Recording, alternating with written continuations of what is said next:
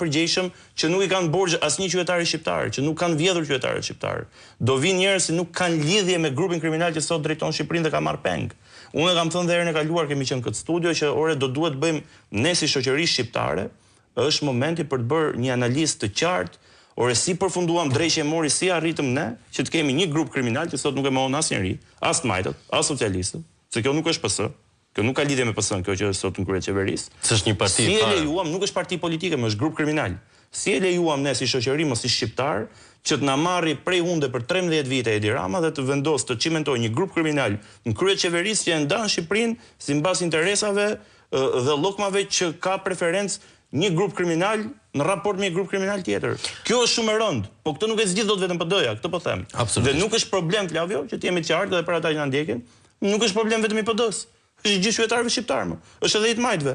Unë jam i bindur që antarët e PS sot, antarët të majtët e vërtet, socialistët e vërtet, po socialistët e thjeshtë, po nuk kanë lidhje fare me këtë situatë. Po nuk kanë lidhje më është e pamundur, sepse nuk mund të bësh fajtor se kriminalizohet e gjithë edhe ajo forcë politike. Jo më jo, është kreu i saj, buron nga kreu, e gjithë fryma, ideologjia, mënyra e drejtimit, është Edi Rama. Ja kujtojmë edhe herë shqiptarëve, e mbani mend 2013-ën koalicioni bashkoni gjithë shqetësira për të mposhur Sali Berishën dhe çfarë ndodhi në mandatin e parë të asaj mazhorance të Edi Ramës, u prodhua ligji i dekriminalizimit i paprecedent në rajon për herë të parë. Pse?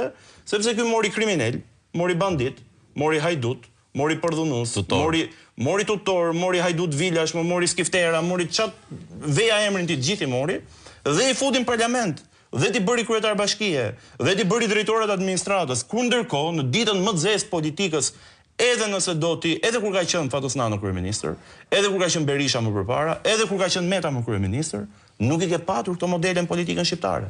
Pra njeriu që e inspiron, që e frymëzon, e garanton, e ushqen, e vajis këtë mekanizmin kriminalo-politik, është Edi Rama dhe pa ikur Edi Rama nuk ka zgjidhje këtë çështje.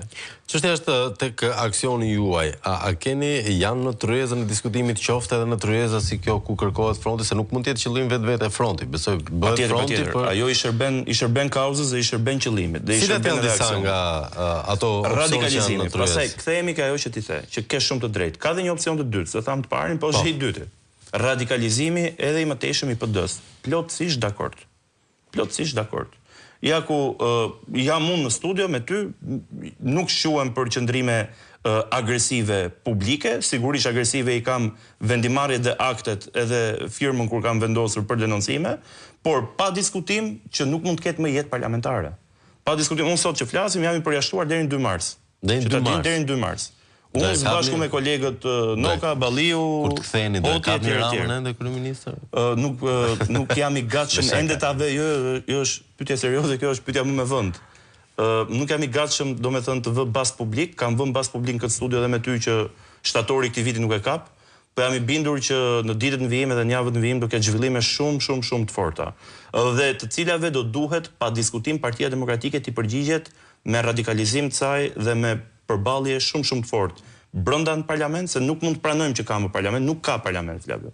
Kemi tentuar çdo gjë, jam munduar edhe unë ato se na ka qelluar që në 3 muaj parlament, gjysmën e periudhës ka qenë përjashtuar kreu i grupit, gjysmën është nënkryetari i grupit, po në atë periudhë që kam qenë unë drejtues në seancë i grupit parlamentar, po kam hequr nga vetja çdo lloj kritike apo ndjesie konfrontime me palën përballë.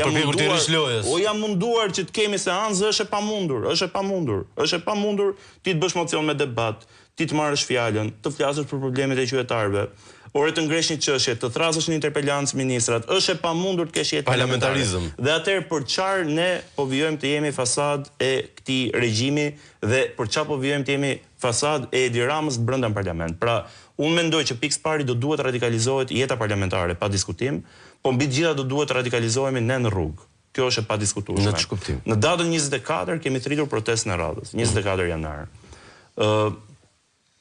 Pa diskutim nuk mund të jetë një protestë si gjithë tjera. Nuk mund të jetë një protestë që ne thjesht dalim, bëjmë disa fjalë dhe më pas largohemi.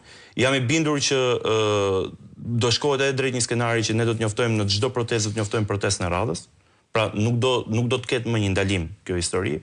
Dhe duke marrë dhe nga eksperienca ime tek protestat para Bashkisë Tiranë, që kanë qenë më të vogla në numër, po kanë qenë permanente, kanë qenë